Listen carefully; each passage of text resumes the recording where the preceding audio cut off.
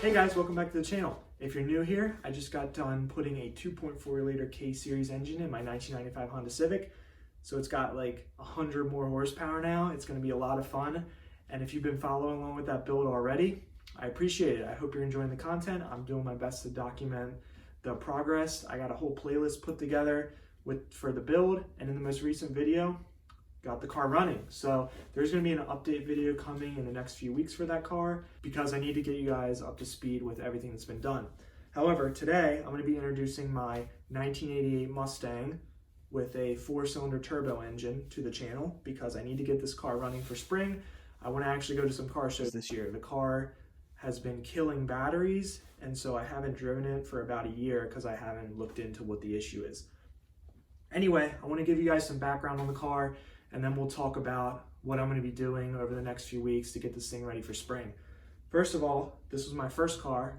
I've had it for almost 15 years now, and when I got it, it didn't look nearly as nice as it does now.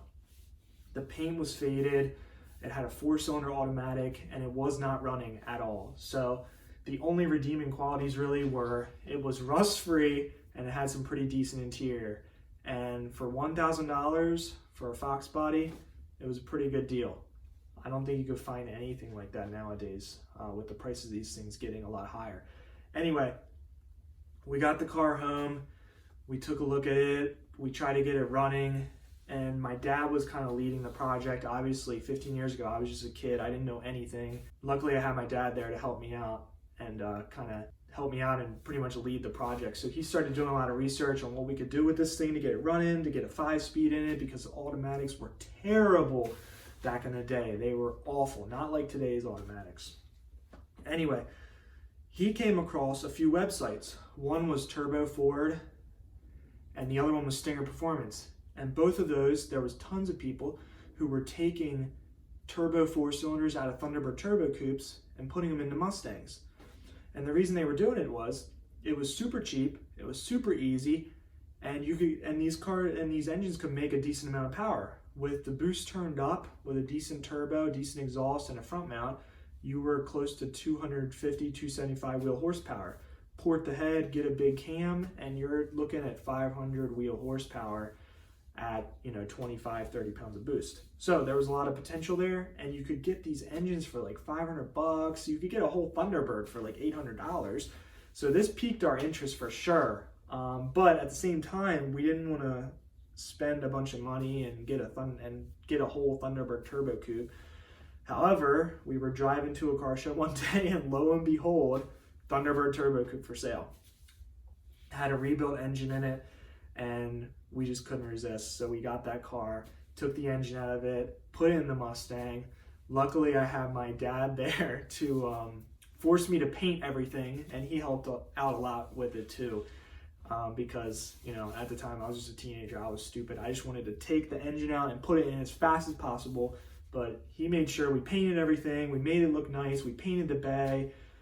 He went and figured out all the wiring. We just had to move a few pins around, and we had to wire in an air meter that Thunderbirds had. It was called a vane air meter, kind of like a MAF, but before a MAF, it had a little flapper wheel, so we had to wire that in. But other than that, it was a pretty easy swap, and we got the car up and running, and then we pretty much moved on to paint. We blocked the car down, many months of blocking, primer, repeat until the car was straight. We found a local painter to spray the final coat on, base clear, of shadow blue metallic, so it is a metallic paint. I think he put like 13 coats of base on it just so all like the metallic flake was even, and he did an amazing job. The paint looks really incredible, especially in the sun. It's not like the brightest color, it's kind of like a grayish blue, but I really like it. When the sun reflects off it, it looks really good. So anyway, the car was up and running, it was painted, and I daily drove the car for many years.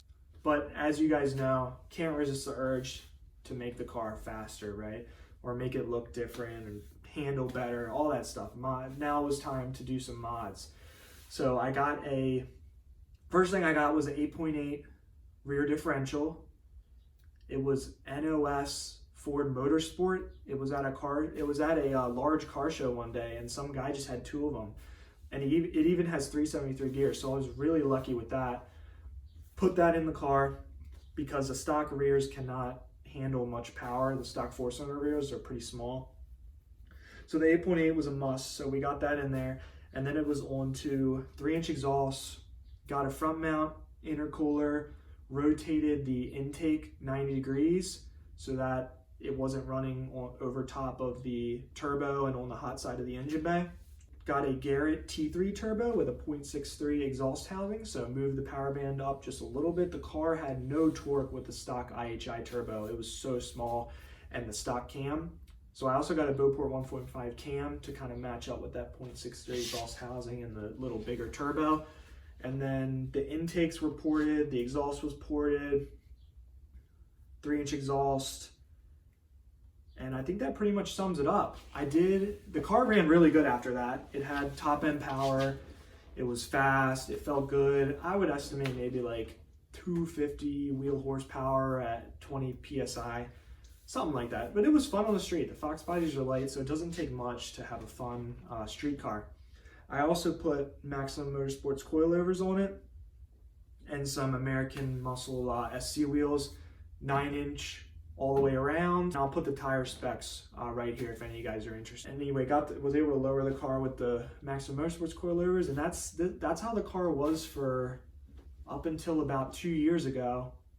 And 2 years ago, I finally got a standalone ECU. I got mine from Stinger Performance. It's a Mega Squirt based ECU, and my God, it made the car run so much better. Once I got it all tuned in, I did tune it myself because Stinger has a ton of support on his website.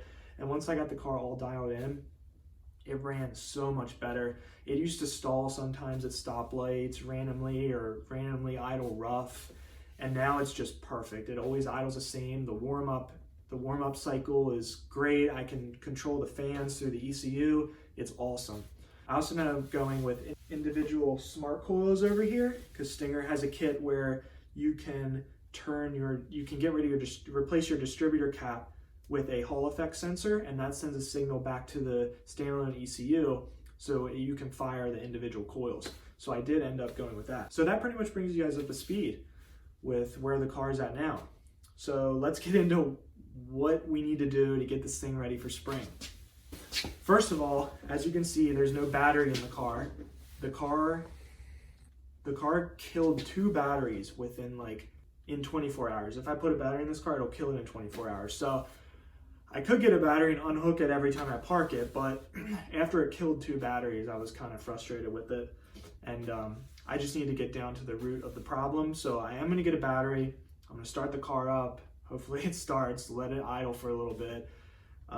The roads are a little salty right now, so I don't know if I'll be able to drive it, but I need to buy a new battery and diagnose that issue. Might be the starter, alternator, who knows? We're gonna have to figure it out. Second, I hate the location of the coil packs. I mounted them here because there didn't seem to be any space on the firewall.